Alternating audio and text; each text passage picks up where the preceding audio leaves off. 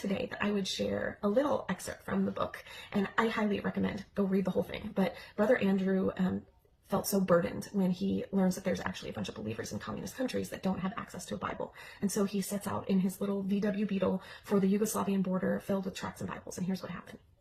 Just ahead was the Yugoslav border. For the first time in my life, I was about to enter a communist country on my own instead of in a group invited and sponsored by the government. The Yugoslav government in 1957 permitted visitors to bring in only articles for their personal use. Anything new or anything in quantity was suspect because of the black market thriving all over the country. Printed materials especially was liable to be confiscated at the border, no matter how small the quantity, because coming from out of the country, it was regarded as foreign propaganda.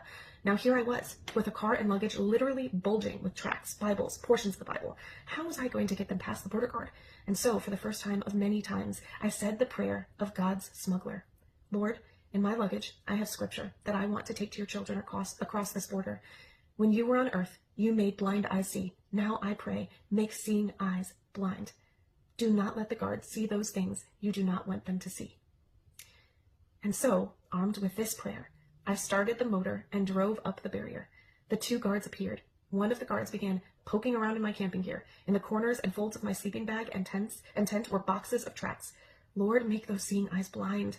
The other guard was looking inside. He asked me to take out a suitcase. I knew that there were tracts scattered through my clothing. The guard lifted the shirts that lay on top and beneath them, and now in plain sight was a pile of tracts in two different Yugoslavian languages, Croatian and Slovene. How was God going to handle this situation? To sum it up, in spite of all these guards literally staring at these tracts, God made those seeing eyes totally blind. And what's so cool is there were countless other stories that went pretty much just like this. You know, they let him drive through. There was one other story of Brother Andrew where the guards, they found a box of Bibles, and somehow they came away with the impression, after sifting through the Bibles, that Brother Andrew was bringing a bunch of blank paper over the border. Like, God literally blinded the eyes of these border guards to see the words in the Bible time and time again.